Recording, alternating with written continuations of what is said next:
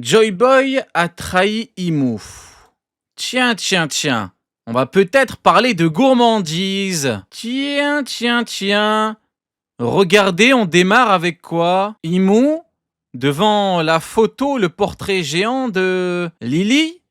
Tiens, tiens, tiens. Alors Imou, on est jaloux? Hein? Allez, on y va. Percer tout ce qu'on pensait sur le siècle oublié. J'ai Tiens, tiens, tiens. effectué un travail titanesque cette semaine sur cette vidéo. Donc si vous l'appréciez, n'hésitez pas à vous abonner. C'est vraiment la récompense ultime pour tout le travail. Moi, je vous dis la vérité. Hein. En toute honnêteté, au plus le temps passe, au plus je me dis que ce serait pique. Ouais. On a eu God Valley, l'un des événements majeurs de l'œuvre, qui est basé sur la culotte de Shaki. Pourquoi Imou ne pourrait pas à la base être jaloux de Joyboy? Moi, je vous le demande. Moi, je vous le demande. Jaloux de la meuf de Joyboy. Voilà, il voulait que ce soit sa meuf, et ben en fait non, elle a choisi Joyboy. Voilà, le GOAT. Pourquoi? Ce serait nul, moi je vous le demande. Que j'ai fait. Vous êtes plus de 40% à regarder mes vidéos sans vous abonner. Une vidéo qui va tourner autour du combat entre Im-sama et Loki. Et bien sûr, on va parler de ce cher Dracul. Hey, tiens, tiens, tiens. Ça fait longtemps qu'on n'a pas parlé de toi. Et ben alors, qu'est-ce que tu deviens? Toujours dans le chapiteau? Hein? Toujours avec ton poteau crocodile, la comploter? Hein? Mihawk, non.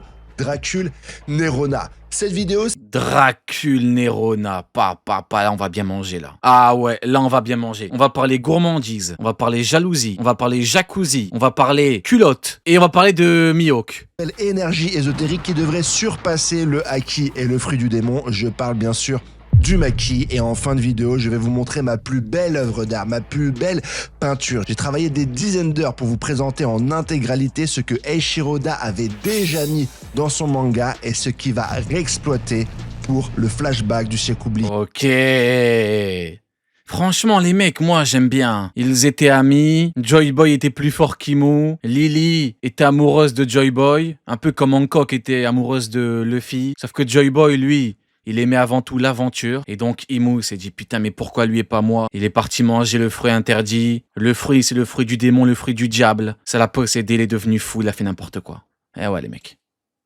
La mort de David Jones, la trahison d'Im-sama, la guerre du siècle oublié, je vais tout vous expliquer dans les moindres détails parce que tout était déjà sous nos yeux. Et croyez-moi, après avoir regardé cette vidéo, vous ne verrez plus jamais One Piece Comme avant. Tadadam. Ok.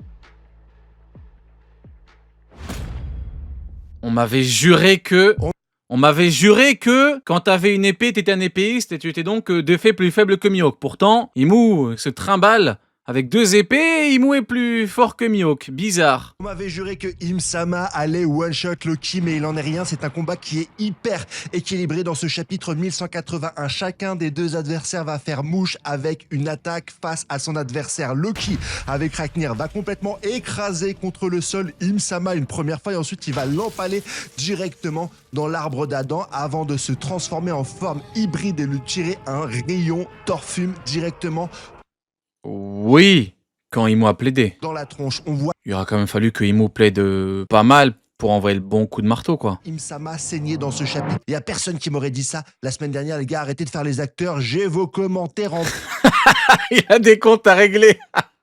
preuve dans ma vidéo Il a des du comptes. dernier chapitre. Mais les commentaires. Côté d'Im-sama, c'est aussi Mais les commentaires, on va rire, nous. Mets-les. Faut afficher les gens qui t'ont insulté et t'as des commentaires. Mets-les. hyper intéressant. Moi, je peux pas le faire. Parce que moi, quand je le fais, on me dit, ouais, mais t'es malveillant. Voilà, tu es mauvais. En fait, les autres, ils ont le droit de mal parler. Moi, j'ai pas le droit. Il y a que pour les autres. Voilà. C'est comme quand il y a un youtubeur, il fait une vidéo pour mal me parler, ouais. Enfin, ça dépend des gens, mais pour débunker, bah moi, j'ai pas le droit de contre-débunker. Moi, j'ai pas le droit. Bah non, bah vous comprenez pas. Parce que, ouais, c'est le grand requin qui mange le petit poisson. Là, moi, j'ai pas le droit. Les autres, ils ont le droit. Moi, j'ai pas le droit. Et bah, bravo. Et bah, super. Elle va bloquer directement Ragnir une première fois On est vraiment chez les fous, hein.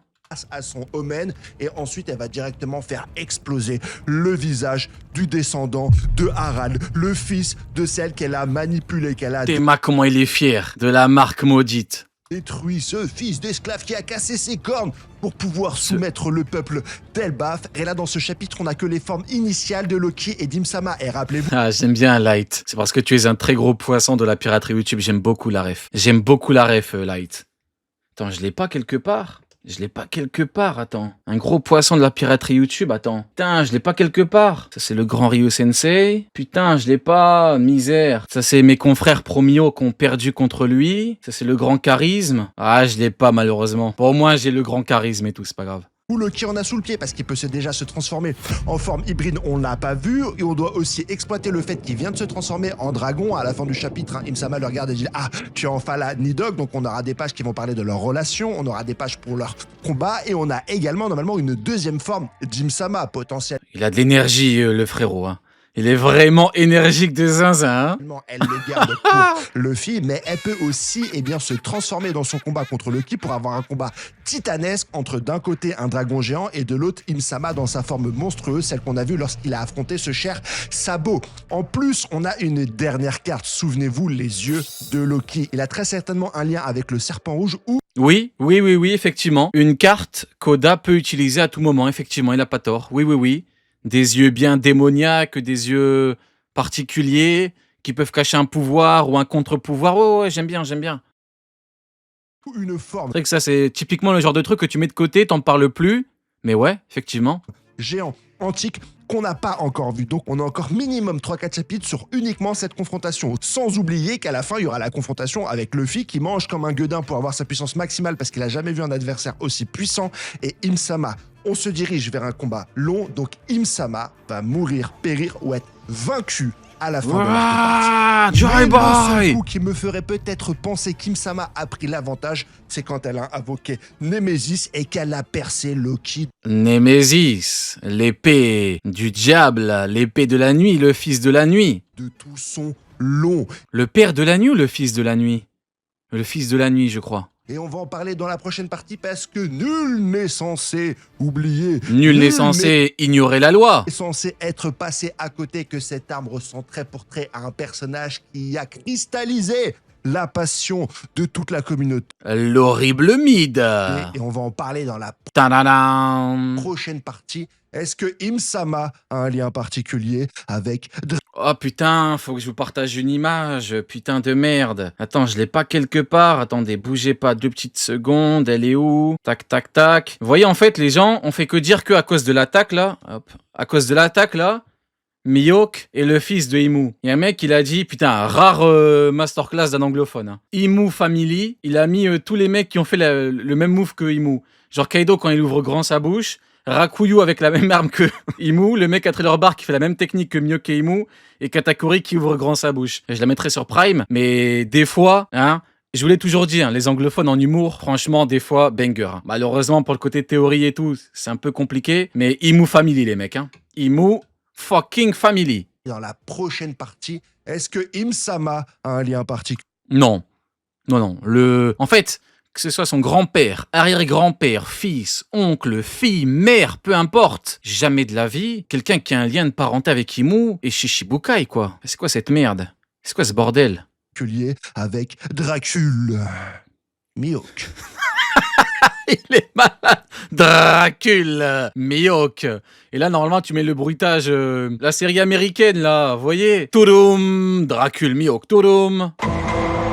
C'est un Dracul. Ok, on y est. Est-ce qu'il y a un lien entre Dracul, Mihawk et Imsama? On y est. Putain, pique. Heureusement, j'ai fait la vidéo, hein. On est tous en droit de se poser la question, vu les éléments de ce chapitre. Déjà, même avant cela, la pupille de Imsama ressemblait trait pour trait à celle de Mihawk, dont déjà dans la communauté, il y en a beaucoup qui disaient qu'il y avait un lien de parenté potentiellement entre les deux, voire même que Mihawk était Imsama. Et là, dans Quoi? ce chapitre, on voit que Imsama potentiellement entre les deux, voire même... Sensibilisation contre la drogue. Les dangers de la drogue. Je fais un appel solennel à l'éducation nationale. Prenez cet extrait et vous le diffusez dans toutes les putains de classes de France. Et d'ailleurs, c'est un appel à l'éducation nationale de tous les pays du monde. Que Mihawk était Imsama. Et là, dans ce Mihawk et Imsama, bah ouais, tout à fait, bah ouais, ça doit être ça, ouais. ce chapitre, on voit que Les gens complètement malades. Im-sama Certainement un anglophone complètement bourré un vendredi soir qui a dit ouais, Mihawk et Im-sama, la maladie mentale. invoque une lame noire. C'est extrêmement rare dans le manga d'avoir une lame noire. Il y en a même qui accusent Dracul Mihawk d'avoir peint sa propre lame, mais on pourrait même penser qu'elle est recouverte de haki, voire même de magie. Il a peint. Ça me rappelle l'acteur de Mihawk. Il a mis en pépé Mihawk qui peint son épée en noir. Ils sont partis le harceler. Ils sont partis, ils ont mentionné Netflix, ils ont dit ouais, il faut le virer. Ils ont fait une cagnotte, ils ont récolté 83 centimes, une cagnotte pour indemniser Netflix qui devait virer l'acteur complètement malade. Vous êtes On fous. en parlera dans la prochaine partie. Son épée ressemble à celle de Dracul, la posture ressemble à celle de Dracul, l'attaque ressemble à celle de Dracul, celle qu'on a vue directement à Marineford. Alors finalement, est-ce qu'il y a un lien entre les deux? Mais au-delà de cette question, quel est le niveau de Dracul Mihawk? Quel est le niveau de Dracul Mihawk? Puisqu'on voit déjà dans ce chapitre que Im-sama est capable de rivaliser Bah, Im combat quelqu'un qui est plus faible que Im. Ça n'a pas duré 40 ans, Imu l'a planté. Pourquoi Mihawk combat H24 des mecs censés être 1000 fois plus faibles que lui, mais il blesse jamais personne? Enfin, c'est très étonnant, mais bon, que voulez-vous? avec Loki. Loki qui a été stoppé par Shanks le Roux. On imagine déjà la puissance phénoménale de celui qui a posé le chapeau de paille sur la tête de Luffy. Et on sait tous que d'après la marine, normalement, Shanks est moins puissant, est un épéiste moins compétent en termes de compétences. Oui. Et comme Imu, bah du coup a une épée et également un épéiste, bah du coup c'est censé être pareil. Maintenant, qui va dire que Mihawk est plus fort que Imu, à part les quelques crackheads du fond du bus, je vois pas beaucoup de gens.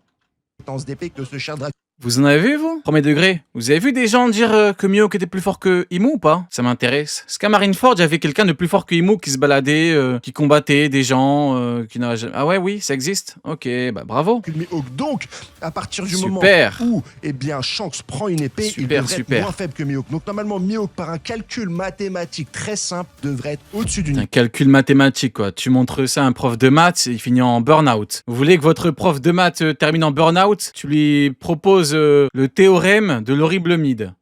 Loki, et voire même au-dessus. Souvenez-vous, celui qui est venu au Baratie, est-ce qu'il vous a donné une impression d'être plus puissant que Im-sama? Je ne pense pas. Plus les personnages apparaissent tard dans One Piece, et plus normalement ils deviennent puissants. Plus tard on voit une attaque nommée, et plus le personnage qui devrait la faire devrait être puissant. Donc normalement Mihawk devrait être plus puissant que tous ces personnages-là, mais dans ce cas-là, pourquoi est-ce qu'il a Putain, il est énergique le frérot, hein. Waouh! été Shichibukai? L'énergie de zinzin. Pourquoi est-ce qu'il allait au Baratie pour eh bien s'en prendre à un Là, il me dit que Mihawk a le niveau Yonko, pi au carré plus maxi best-of. Je le crois. vieux pirate qui n'a même pas su s'imposer sur la route de tous les périls, a.k.a. Grand Line? C'est la question que je me pose. Plus on voit loin dans le manga, plus des adversaires puissants. N'est-ce pas? Mihawk, mon fils, rentre à la maison. Arrive et Mihawk, comme une bulle, Mon fils, d'oxygène se rentre à la maison, je t'attends. trouve toujours à la surface. Non, père, j'ai choisi ma voie. Ta voie, c'est quoi? Être dans un putain de chapiteau avec Crocodile. C'est parce qu'il Eh a bah un bravo. titre de meilleur sabreur qui ne vaut rien, mais qui expliquerait à lui tout seul qu'il soit plus fort que le personnage de Shanks, qui lui-même, d'arc en arc, devient de plus en plus fort. Oui, ça devient ridicule en fait au bout d'un moment. T'as une épée, t'es plus faible. Vous voyez pas qu'Oda est en train de se foutre de votre gueule quoi au bout d'un moment. Comment est-ce qu'Oda va se dépatouiller de Parce ses... que Oda il pourrait répondre, il pourrait le dire. Mais vous croyez que ça le fait pas rire lui? Vous croyez que ça le fait pas rire d'avoir fait un personnage comme Mihawk, dont on connaît le palmarès, dont on connaît les actions, dont on connaît tout, que des gens disent qu'il est plus fort que Imu? Non, on est chez les fous les mecs. cette situation, il a deux... Non, moi ma théorie, c'est que Oda rit énormément. Moi, je pense vraiment, premier degré, tu me feras pas croire qu'il ne reçoit pas 1 milliard de questions SBS pour Mihawk. Moi, j'y crois pas une seconde. Ça doit être, je suis prêt à parier que c'est la question qui est revenue le plus souvent. C'est Mihawk par rapport à sa puissance, Shanks, les épées. Il répond pas. À votre avis, pourquoi? Moi, je vous le demande. deux sorties possibles. Un, il met de côté un petit peu le titre de meilleur sabreur. Mihawk devient un Voilà. Regardez. Bravo, hein. Voilà ce que ça donne. Le meilleur épéiste au monde quand il dégaine l'épée noire. Ah, ouais. adversaire de Zoro dans la saga L'épée plus forte et plus puissante que Némésis, c'est oui. La fille de la nuit. finale. Et on en reste là. Deux, Il décide d'être cohérent avec ce titre de meilleur sabreur et il nous sort un Mio qui est plus puissant que le Loki actuel. Ça doit être ça, ouais. Le Im-sama qu'on a vu dans ce chapitre. Oui, et Imu est l'arrière-grand-père de Mihawk, et voilà. Je préfère personnellement que Mihawk reste un bon pirate, un très bon pirate, voire même du niveau Yonko. Très bon pirate, devient Shichibukai, qui combat avec la marine, avec le GM. Est-ce que t'es vraiment un bon pirate quand t'as été Shichibukai? C'est une problématique qu'on abordera à NC4. Mais qui soit pas de la puissance des deux monstres qui nous sont montrés directement dans ce chapitre. N'hésite pas à me dire ce que tu en penses. Maintenant, on va parler de cette énergie ésotérique du Omen. Est-ce que le Maki est une nouvelle forme de Haki? Je vais vous donner mon point de vue là-dessus. Tadadam! Est-ce que Maki, le sale Omen musique. est du Maki? Est-ce que le Maki est une nouvelle énergie ésotérique qui pourrait surpasser le Haki et qui serait un complément déjà des deux pouvoirs qu'on a vu dans One Piece?